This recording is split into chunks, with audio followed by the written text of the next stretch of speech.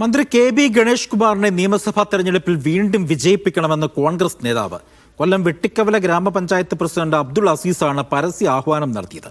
KB. Ganesh കുമാറിനെ വേദിയിൽ ഇരുത്തിക്കൊണ്ടായിരുന്നു കോൺഗ്രസ് നേതാവിന്റെ ഈ പ്രസംഗം.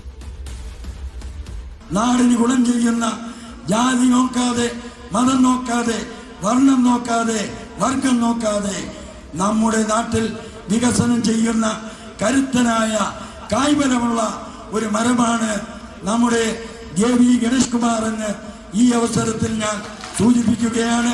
നമ്മുടെ പ്രിയപ്പെട്ട നേതാവിനെ മഹാഭൂരിപക്ഷത്തോടുകൂടി വിജയിപ്പിച്ച് വീണ്ടും നമ്മുടെ മന്ത്രിയാക്കുവാൻ എല്ലാവരും തയ്യാറാകണം. ഞാനും നിങ്ങളോടൊപ്പം കാണും.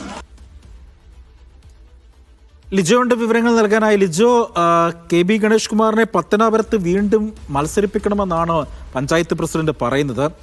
പഞ്ചായത്ത് പ്രസിഡന്റ് പ്രസംഗം പിടിവിട്ടു പോയി എന്ന് ഇപ്പോൾ അദ്ദേഹത്തിന് തോന്നിക്കാണും. എന്താണ് ശരിക്കും സംഭവിച്ചത്? അജി, കഴിഞ്ഞ ദിവസമാണ് ഈ ഒരു പരിപാടി നടക്കുന്നത്.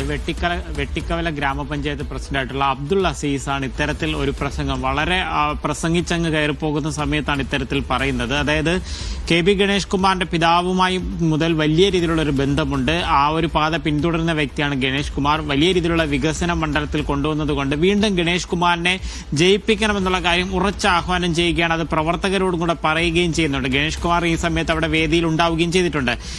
ഒരു ആ പ്രസംഗത്തിന്റെ വേറൊരു ഭാഗത്തിൽ തന്നെ പറയുന്നത് കായ്ഫലമുള്ളതാണ് ഈ ഗണേഷ് കുമാർ എന്ന് പറയുന്നു. പക്ഷേ കായ്ഫലമില്ലാത്ത പലരും തെരഞ്ഞെടുപ്പാകുന്ന സമയത്ത് ഇത്തരത്തിൽ വരുന്നു. അവരെ ഇനി ഇങ്ങോട്ടേക്ക് കൊണ്ടുവരേണ്ടത് വെട്ടിക്കളയണമെന്നുള്ള രീതിയിൽ പറയുന്നുണ്ട്. സാധാരണ കഴിഞ്ഞ തെരഞ്ഞെടുപ്പിലൊക്കെ പത്തനാപുരം നിയോജക മണ്ഡലത്തിൽ അത്തരത്തിൽ മത്സരിക്കാൻ വന്നത് ജ്യോതികുമാർ ചാമക്കാലയായിരുന്നു. ഇനി ചാമക്കാലയെ തന്നെയാണ് ഉദ്ദേശം എന്നുള്ള കാര്യമെല്ലാം ഈ കോൺഗ്രസ് നേതാവ് തന്നെ വ്യക്തമാക്കുകയും ചെയ്യേണ്ടിയിരിക്കുന്നു. എന്തായാലും ജില്ലാ നേതൃത്വം ഇക്കാര്യത്തിൽ ഇതുവരെ ഒരു പ്രതികരണം ഉണ്ടായിട്ടില്ല. എന്താണ് ഇത്തരത്തിലൊരു പരസ്യ പ്രതികരണത്തിനുണ്ടായ സാഹചര്യം, എന്തുകൊണ്ടാണ് ഗണേഷ് കുമാറിനെ ഇത്തരത്തിൽ വിജയിപ്പിക്കണം എന്നുള്ള കാര്യത്തിലൊക്കെ അതിനെക്കുറിച്ച് സംസാരിക്കാനായിട്ട് അബ്ദുൾ അസീസിനെ വിളിച്ചിട്ടും ലഭിക്കുന്നുണ്ടായിരുന്നില്ല. എന്തായാലും വിശദീകരണം നൽകേണ്ടത് ഇനി അബ്ദുൾ അസീസ് തന്നെയാണ്. എന്തെങ്കിലും നടപടി സ്വീകരിക്കുമെന്നുള്ള കാര്യം ഇത്തരത്തിലൊരു പരാമർശം അത് പൂർണ്ണമായും കേൾക്കുമ്പോൾ മാത്രമാണ് മറ്റൊരു നേതാവിനെ അധിക്ഷേപിക്കുന്ന രീതിയിലുള്ള ഒരു പരാമർശം കൂടെ വരുന്നുണ്ട്. അതിന് നടപടി സ്വീകരിക്കേണ്ടത് DCC തന്നെയാണ്. അജി, ശരി, എന്തായാലും ഇതുമായി ബന്ധപ്പെട്ട് കൂടുതൽ നടപടികൾ പഞ്ചായത്ത് പ്രസിഡന്റിനെതിരെ വരുമെന്നുള്ള കാര്യത്തിൽ യാതൊരു സംശയമില്ല.